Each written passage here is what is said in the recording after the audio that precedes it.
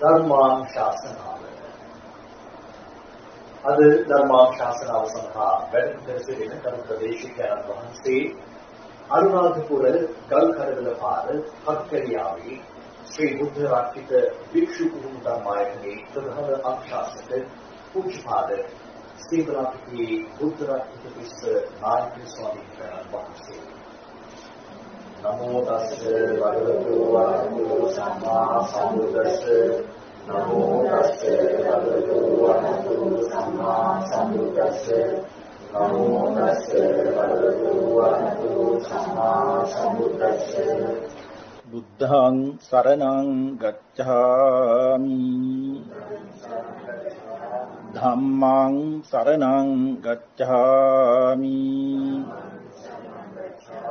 සංඝං සරණං ගච්ඡාමි. ဒ ුතියම්පි බුද්ධං සරණං ගච්ඡාමි. ဒ ුතියම්පි ධම්මං සරණං ගච්ඡාමි. ဒ ුතියම්පි සංඝං සරණං ගච්ඡාමි.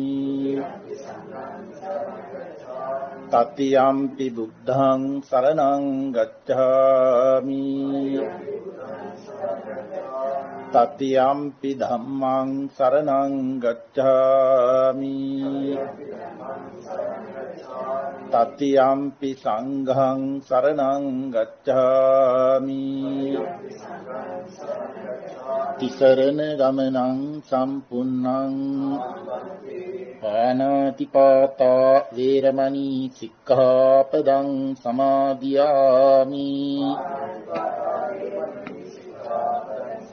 අදින්නාදානා වේරමණී සික්ඛාපදං සමාදියාමි. කාමේසු මිච්ඡාචාරා වේරමණී සික්ඛාපදං සමාදියාමි. මුසාවාදා වේරමණී සික්ඛාපදං සමාදියාමි. සුරාමේරය මජ්ජපමා දත්තානා වේරමණී සික්ඛාපදං සමාදියාමි.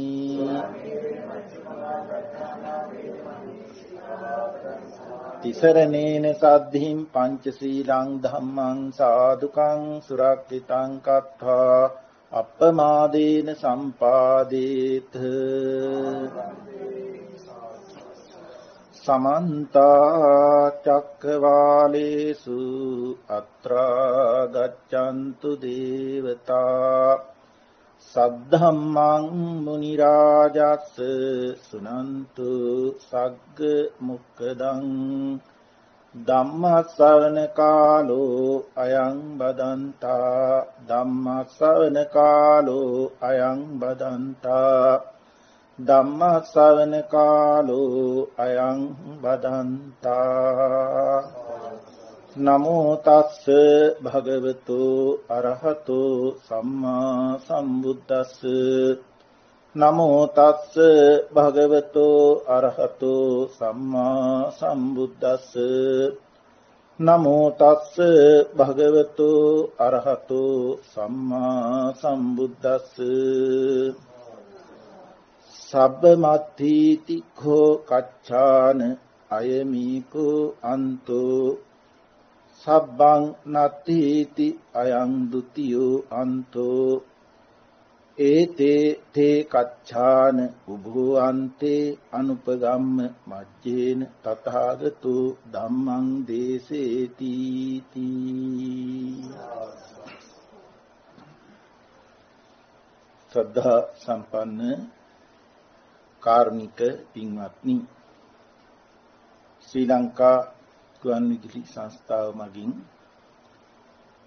මේ පින්තුන්ගේ අනුග්‍රහය මත විසුරුවා හරිනු ලබන අදට නියමිත ධර්මානුශාසනාව ශ්‍රවණී කිරීමටයි පින්තුන් සූදානම් වී සිටින්නේ. ධර්මීය ශ්‍රවණය කරන විට තා හොඳ චිත්ත ඒකාග්‍රතාවයකින් දේශනා වෙන ධර්මයේ කෙරෙහි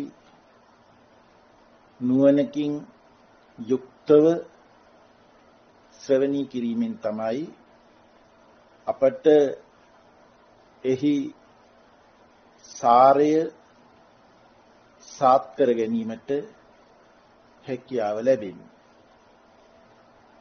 ඒ වගේම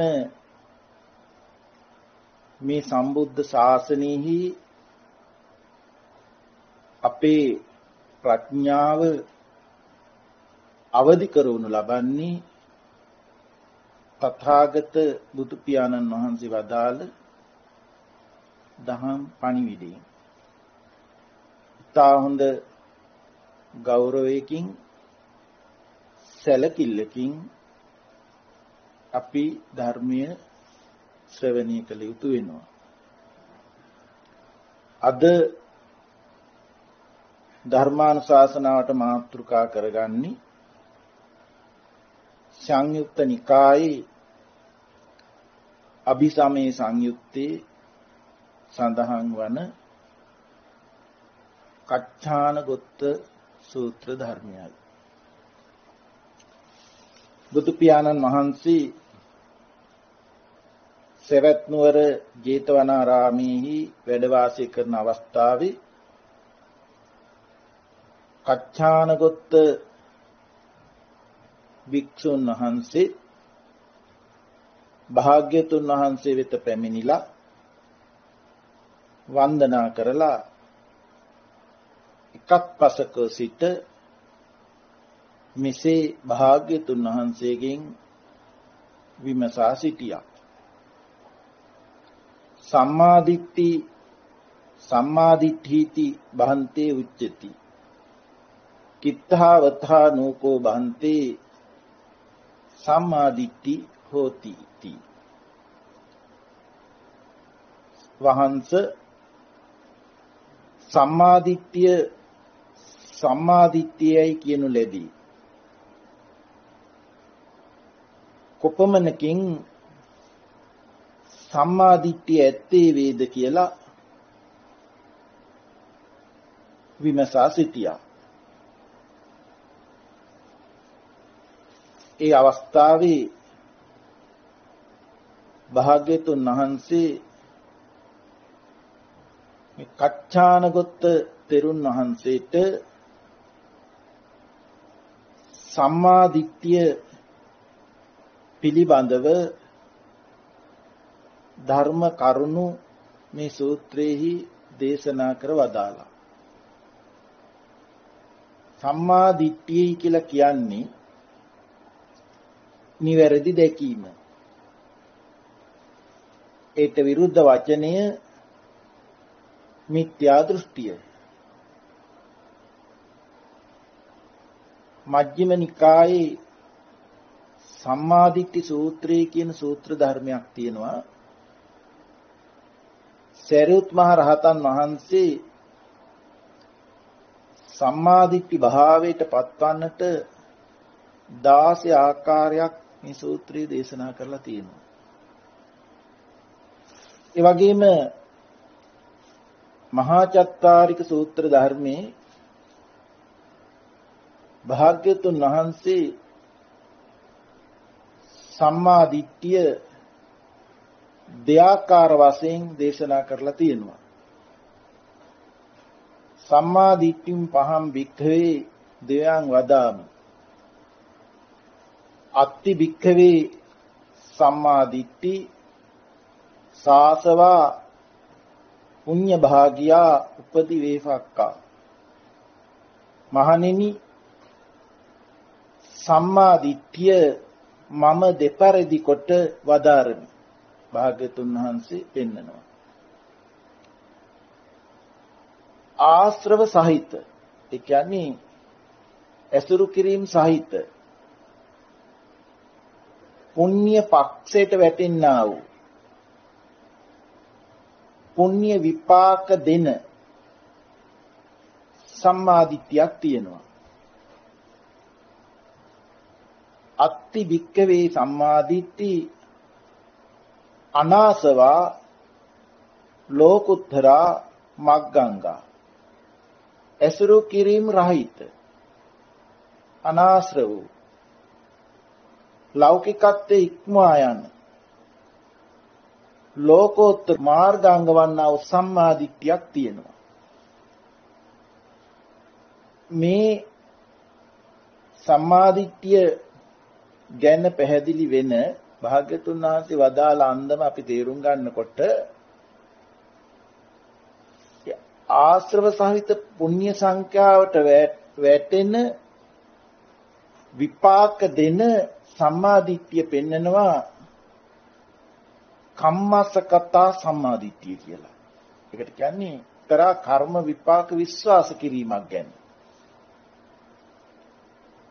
දුන් දෙහි විපාක ඇත, පූජාවන් විපාක ඇත, යාගෝමල විපාක ඇත, කුසල කුසල කර්මයන් විපාක ඇත, මෙලවක් ඇත, පරලොවක් ඇත, මවට කරන උපස්ථානයේ විපාක ඇත, පියාට කරන උපස්ථානයේ විපාක ඇත, ඕපපාතික උපදිනා සත්‍යෝ ලොහි ඇත, මෙලවත් පරලවත් නුවණින් පසක් කළ උගත් මහණ බමුණන් ලොහි ඇත. මේ කාරණා 10 එක්තරා හික්මීමක්. එවැනි හික්මීමක් නොමැති වෙන්න හොඳින් හරි නරකින් හරි ජීවත් වෙන්න ඕනේ. ජීවිතයේ අවසානයේ සියල්ල අහෝසි වෙනවායි කියන උච්ඡේදවාදී මතයකට වැටෙනවා. ඒ නියත මිත්‍යා දෘෂ්ටිය. ඒ උච්ඡේදවාදී මතයකදී නොකල හැකි පාප කර්මයක් නැහැ. ඒ නිසා නියත මිත්‍යා දෘෂ්ටිගත් සමාජයකට කර්ම විපාක ඇති බව මුලින් කම්මස්සකතා සම්මාදිට්ඨිය දේශනා කර වදාළා. මේ කම්මස්සකතා සම්මාදිට්ඨිය නිසා තමයි වචනේ සහ කය හික්මීම ගෙන දෙන්නා වූ සිල් ආරක්ෂා කරන්නේ. නොහික්මුණු වචනෙන් නොහික්මුණු කායික ක්‍රියාවලින් ආත්මාර්ථකාමීකම වර්ධනය වෙනවා. මමත්වයේ වැඩෙනවා. කම්මස්සකත සම්මාදිට්ඨියෙන් මමත්වය යම් මට්ටමකට පාලනය කරනු ලබනවා. ඒ නිසා සත්ත්ව ඝාතන අද තියෙන කූර මිනිමැරීම් ආදිය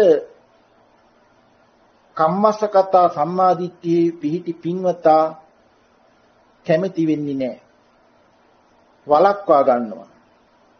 මංකොල්ල කෑම්, පොදු දීපල පැහැර ගැනීම, අල්ලස් ගැනීම ආදී දේවල් වලට යෙදෙන්නේ නැහැ. ඒ වගේම දූෂණ අපචාර වළක්වනවා. සත්‍ය කතා කරනවා. මද්ද්‍රව්‍ය ආදී දේවල් වලින් මනස විකෘති කරගන්නේ නැතුව හොඳ ප්‍රබුද්ධ ආකාරයකට හිතනද පුහුණු වීමක් වෙනවා. ඒ නිසා කම්මස්සගත සම්මාදිට්ඨියෙන් යුක්ත ජන සමාජය තමාගෙන් අනිකෙකුට කරදරයක් නැතුව, අනිකෙකුගෙන් තමාට කරදරයක් නැතුව සදාචාර සම්පන්නව ගත කරන්න ලැබෙනවා. මේකත් භාග්‍යතුන් වහන්සේගේ ධර්මයේ එක්තරා අවස්ථාවක්. කම්මස්සගත සම්මාදිට්ඨිය 10 වෙනි කාරණේට තියෙනවා මෙලවත් පරලවත් නුවණින් පසක් කළ උගත් මහණ බමුණන් ලොහි ඇත කියලා. ඒ මෙලවත් පරලවත් නුවණින් පසක් කළ මහාන බමුණන්ය කියලා කියන්නේ ලෞතර බුද්ධත්වයේ ලබනවා, පසේ බුදු බවට පත් වෙනවා, රහත් ඵලයටපත් වෙනවා, සෝවාන් ආදී මාර්ගඵල උත්තමීන් වහන්සේලා පහළ වෙනවා. ඒ නිසා 10 වෙනි තැනින් අපිට පෙන්නලා තියෙනවා ඒ ධර්මයේ මොකක්ද කියලා හොයලා බලන් ඉඩක්. ඒ නිසා කම්මසගත සම්මාදිට්ඨිය කෙලවර කරන්නේ ආර්ය සම්මාදිට්ඨියට නැඹුරු කරගන්නේ. ඒ නිසා තමයි ආර්ය සම්මාදිට්ඨිය අපට උගන්වන්නේ අර ඇසුරු කිරීම රහිත, කාමාදී ආශ්‍රවයන්ගෙන් රහිත, ලෞකිකත්වයේ ඉක්මවා යන ලෝකෝත්තර මාර්ගාංග වන්නා වූ සම්මාදිට්ඨිය. මේ සූත්‍ර ධර්මයේ පෙන්නනවා යම් ප්‍රඥාවක්, ප්‍රඥා ඉන්ද්‍රියක්, ප්‍රඥා බලයක්, ධම්මවිචේ සම්බොජ්ජංග කියන අංගයන්ගෙන් සමන්නාගත වන්නා වූ මේ ආරි සම්මාදිට්ඨිය ගැන. දැන් මේ කච්චානගොත්ත සූත්‍ර ධර්මයේ භාග්‍යතුන් වහන්සේ මේ කච්චාන තෙරුන් වහන්සේට වදාරලා තියෙන්නේ මේ ආර්ය සම්මාදිට්ඨියකට පත්වීමේ කරුණු ගැනයි. නිසා අපි ආර්ය සම්මාදිට්ඨිය මේ සූත්‍ර ධර්මෙහි පැහැදිලි කරපු ආකාරය අපි තේරුම් ගන්න උත්සාහයක් දරමු. භාග්‍යතුන් වහන්සේ වදාරනවා දයං නිසිතෝ යං කච්චාන ලෝකෝ යේ බුයේන අත්තිතං චේච නත්තිතංච. කච්චාන මේ ලෝකයා අස්තිත්වය කියලා කියන්නේ සාස්වතය, යමක් ස්ථීරව තියනවායි කියන දෘෂ්ටිය. ද නාස්තිත්වය කියලා කියන්නේ සියල්ල අහෝසි වෙනවායි කියන උච්ඡේද දෘෂ්ටිය. යන මේ දෘෂ්ටි දෙක, මේ දෙකොටස බෙහෙවින් ඇසුරු කලේ වේ. මේ ලෝකයා ඇසුරු කරන්නේ ඇතය නැතය කියන මත දෙකයි. උදාහරණයක් වශයෙන් අපි කිව්වොත් අපේ ඇසුරු කරන ඥාතීන් ඉන්නවාය කියන මතයක අපි ජීවත් වෙනවා. යම් දවසකදී ඒ අපේ වයෝවෘද්ධ වැඩිහිටි ඥාතීන්ගේ අභාවයටපත් වෙච්ච අවස්ථාවකදී අපෙන් ඇහුවොත් අපි කියනවා අද ඒ අය නැහැ කියලා. එතන නැතේ කියලා කියනවා. ඒ නැහැ කියලා කීවට ගැඹුරු මතයක් තියෙනවා කලින් හිටියා කියලා. එතකොට නැහැ කියන වචනේ කතා කරුවට හිටියා ඉන්නවා කියන මතය බැහැර වෙලා නැහැ. ඒ මතයට උඩින් තමයි නැත යන්නක් කතා කරන්නේ. ඒතකොට නැත යන්න ග්‍රහණය වෙලා තියෙනවා. තවත් උදාහරණයක් කිව්වොත් පළතුරු වර්ගයක නාමයක් අඹ. අඹ කියනකොට අපිට සිහියට නැගෙන්නේ ඇත යන්නක්. අඹ අවාරෙදී යම් කෙනෙක් කියනවා අඹ නැහැ කියලා. අඹ නැහැ කියලා කීවට අඹ කියලා ලෝකයේ දෙයක් ඇත යන්න අතහැරුණේ නැහැ. මේ නිසා තමයි නැත ඇත කියන දෘෂ්ටි දෙක ලෝකයා බෙහෙවින් ඇසුරු කරනවා. මේක තවත් සරලව කතා කරුවොත් පිළිගන්නවා මේ ජීවිතේ මෙතනින් අතහැරිලා නැත්නම් මම කරන කුසල් අකුසල් වලට විපාක මම විඳිනවා. මම මැරිලා මම උපදිනවා. ඒක සාස්වත දෘෂ්ටිය. බුදුරජාණන් වහන්සේ වැඩ ඉන්න අවස්ථාවක සාති කියන භික්ෂුන් වහන්සේ නමක් එකම විඥානය පහළ වෙනවා කියන මතයක් පිළි අරන් තිබුණා. ඒක භාග්‍යවතුන් වහන්සේ මිත්‍යා දෘෂ්ටියක් කියලා වදාලා. බොහෝ විට අපි බෞද්ධයෝ කියලා විවහාර කරගත්තට අපි නැවත වතාවක් හිතන්න ඕනේ අපි සාස්වත දෘෂ්ටියේ ඉන්නවාද කියලා. ඒ වගේම ඇතැම් අය පිළිගන්නවා දෙමව්පියෝ නිසා අපි ඉපදුනා, හොඳින් හරි නරකින් හරි ජීවත් වෙනවා, ජීවිත අවසානයේ මේ සියල්ල අහෝසි වෙනවා කියන නැත්te කියන දෘෂ්ටිය. ඒ මගේ නැතිවීමක් ගැනයි කතා කරන්නේ. වක්‍ර මාර්ගයෙන් ඇත යන්න ඇවිල්ලා තියෙනවා. මේ දෘෂ්ටි දෙක තමයි ලෝකයා බෙහෙවින් නැසුරු කරන්නේ. නමුත් මේ සාස්වත දෘෂ්ටියත් උච්ඡේද දෘෂ්ටියත් මිත්‍යා දෘෂ්ටි බවටයි භාග්‍යවතුන් වහන්සේ කරුණ පැහැදිලි කරන්නේ. බුදුරජාණන් වහන්සේ වදාරනවා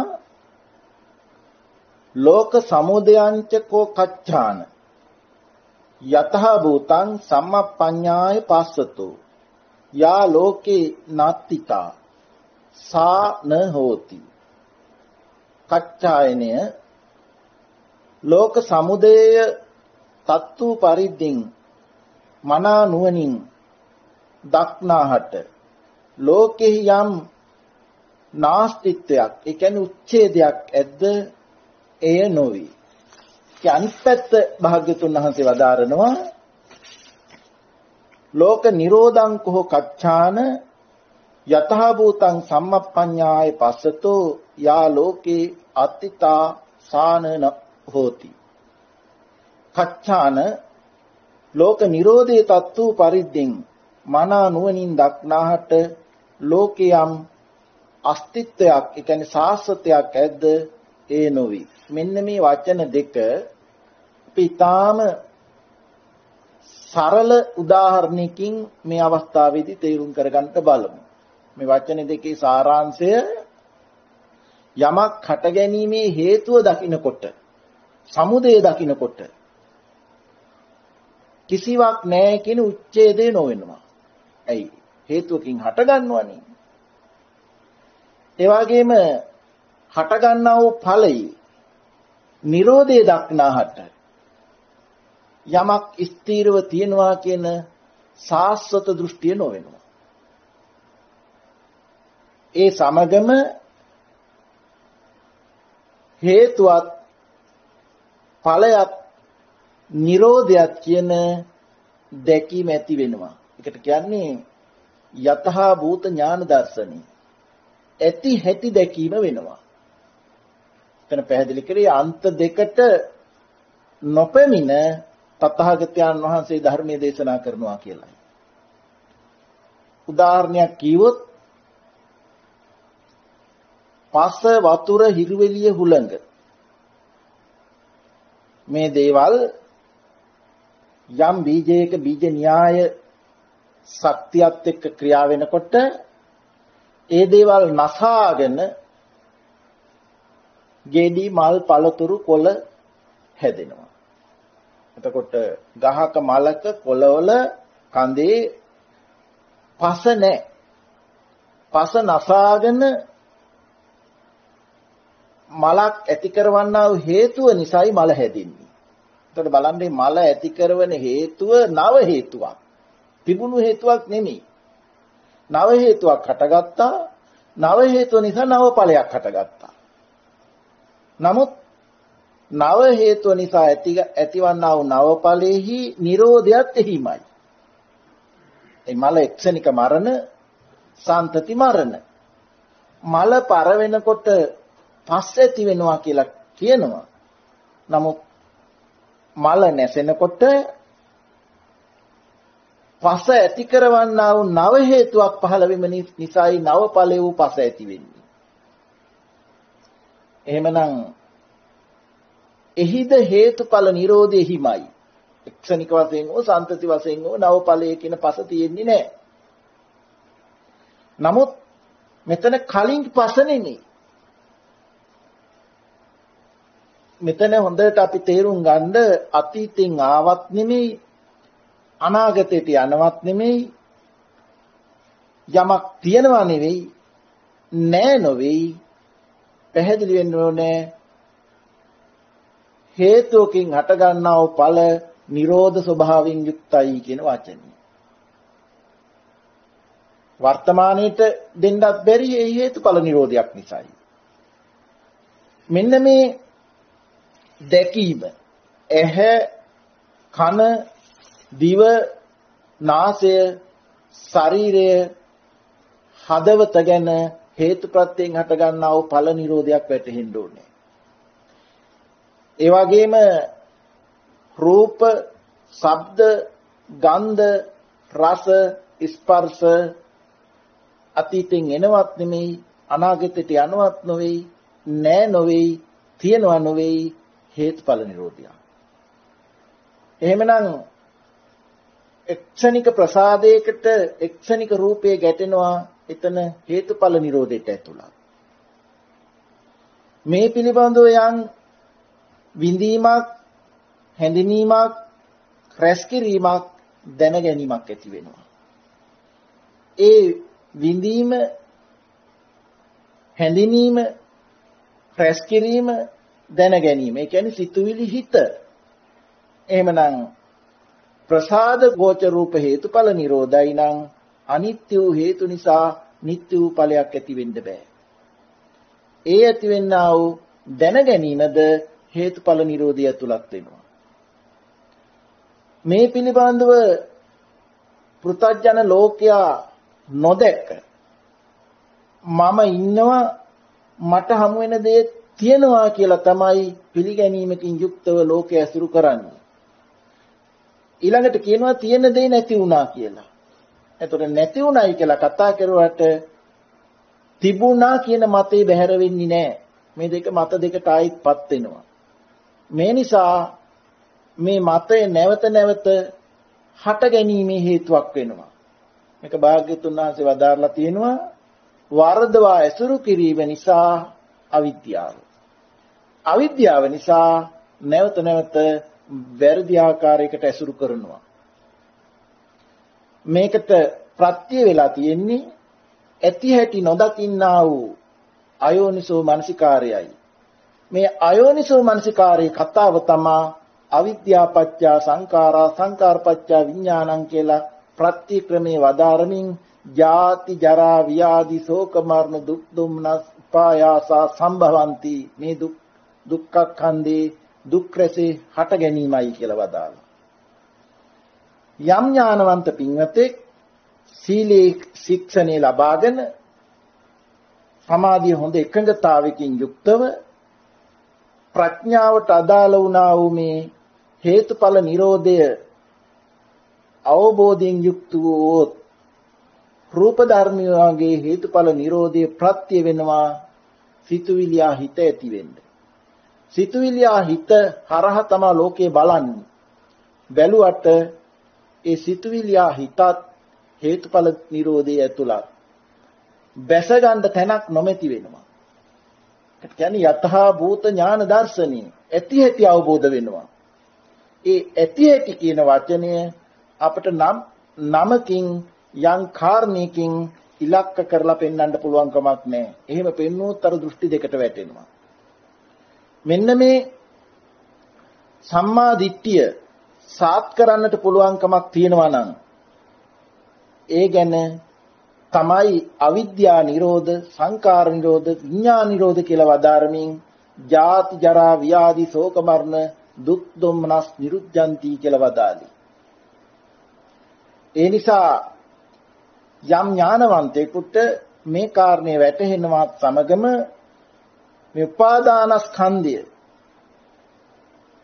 මමයි මට හම් වෙන කාරණේයි කියලා කොයි ආකාරයෙන් පිළි අරගෙන ලෝකයේ දිහා බැලුවත් දුකම උපදිනවා දුකම නිරුද්ධ වෙනවා කියන කාරණේ වැටහෙනවත් එක්කලා දුකට හේතුව පැහැදිලි වෙනවා. ඒකට එකතුවයි දුකට හේතුව ආශාව වශයෙන් පෙන්වන්නේ මේ අවිද්‍යාව තෘෂ්ණා දෙක එකතුව. ඒ වගේම දුක්ඛ නිරෝධය හේතුඵල නිරෝධය දුක්ඛ නිරෝධය මේ පිළිබඳ සම්මා දිට්ඨි නිවැරදි දැකීම ඇති වෙනවා. අන්න ඒකයි ආර්ය සම්මාදිට්ඨිය. නැතිනම් ලෝකෝත්තර මාර්ගාංග වන්නා වූ සම්මාදිට්ඨිය කියලා පෙන්නලා තියෙනවා. මේ ලෝකෝත්තර මාර්ගාංග වන්නා වූ සම්මාදිට්ඨිය කෙරෙහි න විචිකිච්ඡති කියලා පෙන්නනවා. සැකයක් ඇති වෙන්නේ නැහැ කියලා. සැක කරන්න තැනක් නැහැ. පරප්‍රත්‍යයෙන් තොරව කියන්නේ අනිකකු නිසාල ඥානයක් නෙමෙයි. අපිට භාග්‍යතුන් වහන්සේ ධර්ම දේශනා කර වදාලා. ධර්ම දේශනා කර වදාලා කියන්නේ මඟ පෙන්වා වදාලා. නමුත් භාග්‍යතුන් වහන්සේ ගැලවුම්කාරයෙක් නොවේ. ගැලවීම අපි ළඟමයි. ඒකයි පරප්‍රත්‍යයෙන් තොරව අවබෝධ වෙන්න ඕනේ. ධර්මයේ ඔරුවකට උපමා කළෙත් ඒ නිසායි. ග්‍රහණය කිරීමකට නොවේ. සාත් කිරීම පිණිසයි. ඒ නිසා එවැනි සම්මාදිට්ඨියක් ධර්මතාවය නිසා අපිට සාත් වෙන්න ඕනේ කියන කරුණ අපි හිතන්න ඕනේ. අද අපි බෞද්ධයෝ වශයෙන් ඒ නාමිකව හිටියත් කම්මස්සගත සම්මාදිට්ඨිය පිළිගන්නවා. කම්මස්සගත සම්මාදිට්ඨිය පිළි අරගෙන ඒ තුලම කටයුතු කරනවා. නමුත් ආර්ය සම්මාදිට්ඨිය කියලා වදාරපු ධර්මයක් තියෙනවා. අපේ කෙටි ජීවිත කාලේ උපකාර කරගෙන ඒ වදාළ ධර්මයේ උපකාර කරගෙන මෙවැනි පරප්‍රත්‍යයෙන් රහිත අවබෝධයක් අපි ලැබිය යුතුයි. නැත්නම් මාර්ගඵල සාත්කල යුතුයි කියන ධර්මයකට බොහෝ විට හිතන්නේ නැහැ. ඥානවන්ත පින්වතුන් ඒ ගැන හිතනවා. නමුත් සදාචාර සම්පන්න සමාජයකට කම්මස්සගත සම්මාදිට්ඨිය දේශනා කිරීම විතරක්ම නෙමෙයි මේ භාග්‍යතුන් වහන්සේගේ ධර්මය. ලෞකිකත්වයේ ඉක්මා යන ලෝකෝත්තර භාවයකට පත් වීම නැතිනම් සියලු උපාදානස්කන්ධයන්ගේ දුකින් මිදවීමයි භාග්‍යතුන් වහන්සේගේ මුඛ්‍ය පරමාර්ථය වුණේ. ඒ නිසා දේශනාවේ පෙන්නනවා සබ්බ මත්ථීතිකෝ කච්චාන අයමේකෝ අන්තෝ. කච්චාණය සියල්ල ඇතයි කියලා මතයක් දරාගෙන තියෙනවා නම් ඒක ඒකාන්තයක්. සබ්බ නත්ථීතිකෝ අයං ဒ ුතියෝ අන්තෝ. සියල්ල නැතේ කියලා උච්ඡේදයක් දරනවා නම් ඒක දෙවෙනි අන්තයයි. ඒතේ කච්චාන උබෝ අන්තේ අනුපගම්ම මජ්ජේන තථාගතෝ ධම්මං දේසේති. මේ අන්ත දෙකට නොපෙමින තථාගතයන් වහන්සේ ධර්මයේ දේශනා කරයි කියලා. ඒ දේශනාව මොකක්ද? එතකොට හේතුවත් ඵලයක් එහි නිරෝධයක් කියන ධර්මතාවය අපට ජීවිතයට එක් වෙන්නට ඕන කරනවා. මේක අපට අවබෝධ වෙනවත් සමගම මේ කාර්මිකයා ක්‍රියා කරවන්න පුජ්‍යලෙක් නොයි කියන ධර්මතාවයක් අපට මෙතන සාත් වෙනවා. බලන්න මේ ප්‍රස්වාස ආස්වාසය ආස්වාසයට හේතු නිසා ආස්වාසය උපදිනවා, ආස්වාසය නිරුද්ධ වෙනවා. ආස්වාසය කියලා කියන්නේ හේතුඵල නිරෝධයක්. ඒකට අයිතිකාරයක් නැහැ. ආස්වාස වාතයත් ලේ ධාතුවක් සංයෝග වීමෙන් උණුසුමක් ඇති වෙනවා. මේ උණුසුම මුළු සිරුර පුරා සීතල වළක්වලා අලුතින් වාතයක් ඇති වෙනවා. එහෙනම් ඒ අලුත් වාතය වැඩ 6කට යෙදිලා කිලුට පිටවීම තමයි ප්‍රස්වාසය කියන්නේ. නම් ප්‍රස්වාසයට අයිතිකාරයක් නැහැ. ප්‍රස්වාසයේද හේතුඵල නිරෝධයක්. ශරීරේ පුරා වායෝ ධාතුවෙන් වෙන අනිකුත් ක්‍රියාදාමයන්ද හේතුඵල නිරෝධය ඇතුළත් වෙනවා. මෙතනින් අපි පටන් ගන්න ඕනේ මේ ධර්මතාවයේ ජීවිතේට එක් වෙනවා. ආස්වාස ප්‍රාස්වාසය හේතුඵල නිරෝධයක් කියන කරුණ. ඊළඟට මේ ශරීරේ කවන්නේ පොවන්නේ නාවන්නේ ක්‍රියාව කරන්නේ කවුද? කෙනෙක් නෙවෙයි. චේතනාව. චේතනහම් භික්කවේ කම්මං වදාමි. ආස්වාසයේ ලේ ධාතුවත් එක්ක සංයෝග වීමෙන් ඇති වෙන බලය යම් හැකියාව යම් ශක්තිය නිසාම භාවිතා වෙච්ච ආකාරයක් සිහියට නැගෙමින් ක්‍රියාවක් වෙනවා. ඒකට අපි කියන්නේ චේතනා වික්‍රියාව කියලා. මගේ ක්‍රියාවක් නෙමෙයි. චේතනාවද හේතුඵල ධර්මය තුලක් වෙනවා. රූප ධර්මයේ දිහා බලනකොටත් හේතුඵල ධර්මයක්. එතකොට රූප ධර්මයේ ක්‍රියා කරවන්නා වූ චේතනාව දිහා බලනකොටත් හේතුඵල ධර්මයක්. හරියට මහා සාගරේ යන නැවක මිනිස්සෙක් නැගලා ඉන්නවා කියලා අපි හිතන්න. මිනිසයාට ඉන්න තැනක් නැහැ නැව නැත්නම්. නමුත් නැව පදවන්නේ මිනිසයා. ඒ වාගේ නැව වාගේ රූප ධර්මයේ පැත්ත. මේ ආස්වාස වාතය ආහාර පානය ප්‍රත්‍ය වේලා හට ගන්නා වූ රූපය. රූප ධර්මයේ ඒක හේතුඵල ධර්මයේ තුලක්. නමුත් ඒ රූප ධර්මයේ ශක්තිය උදව් කරගෙනම චේතනාව නාම ධර්මී ක්‍රියාත්මක වෙනවා. සිතුවිලි හිත. හරියට අර නැවතත් මේ මිනිස්යා නැගලා ඉන්නවා වාගේ. ඒ නැව ආරක්ෂා කරන්නේ නැවට ඕනේ දේවල් නැවේ අයින් කරන්නේ නැවට ඕනේ දේවල් සපයන්නේ මිනිස්යා. ඒ වගේ චේතනාව මේක ක්‍රියාත්මක කරනවා. මේ දෙකම එකිනෙකට ඵල නිරෝධ කියලා අවබෝධ කළොත් අවිද්‍යා නිරෝධ, සංකාර නිරෝධ, විඥාන නිරෝධ, ජාති, ජරා, ව්‍යාධි, ශෝක, මරණයන්ට අයිතිකාරයක් නැතුව යනවා. ඒක හේතුවත් ඵලයක් නිරෝධයක් කියන එක දෘෂ්ටියක් නෙමෙයි. අතහැරීම පිණිස දේශනා කරලා තියෙන ධර්ම මාර්ගය. ඒ ධර්මයට පිටින් ගත්තොත් තමයි අර සාස්වත දෘෂ්ටි, උච්ඡේද දෘෂ්ටි වලටපත් වෙලා යමක් අල්ලා ගන්නා වූ මතයකටපත් වෙන්නේ. මෙන්න මේ ගැනයි මේ කච්චානගොත්ත සූත්‍ර ධර්මයේ දීර්ඝ සූත්‍ර ධර්මයක්. නමුත් මේ අවස්ථාවේ හැටියට සාරාංශ කරලා පැහැදිලි කරන්න පුළුවන්කමක් තියෙනවා. එක අවස්ථාවක පුජ්‍යලේකුට අයිති නැති බව පැහැදිලි කරන්න භාග්‍යතුන් වහන්සේ උදාහරණයක් වදාarලා තියෙනවා. ආත්ම දෘෂ්ටියකට අයිති නැතුව බලන්න ඕනේ කියන කරුණ පිළිබඳව. කිරෙන් දීකිරිය ඇති වෙනවා. දීකිරිය වලින් වෙඬරු ඇති වෙනවා. වෙඬරු වලින් ගිතෙල් ඇති වෙනවා. ගිතෙල් වලින් ගිතෙල් මණ්ඩි ඇති වෙනවා. දීකිරිය ඇති වෙන වෙලාවේදී කිරි කියලා විවාහාරයට යන්නේ නැහැ. දීකිරි කියලා විවාහාරයට යන්නේ නැහැ. කිරි වල දීකිරි තිබුණාද? දීකිරි වල කිරි තිබුණාද? කිරි නොපැවතුණා. කිරි නොපැවතෙනකොට දීකිරි ඇති වෙන්න හේතුව නිසායි දීකිරි ඇති වෙන්නේ. දීකිරි කියන්නේ මිදුණු කිරි. මිදුණු කිරි ඇති වෙන්න හේතුව නිසා මිදුණු කිරි ඇති වෙනවා. මිදුණු කිරි නැති වෙනවා.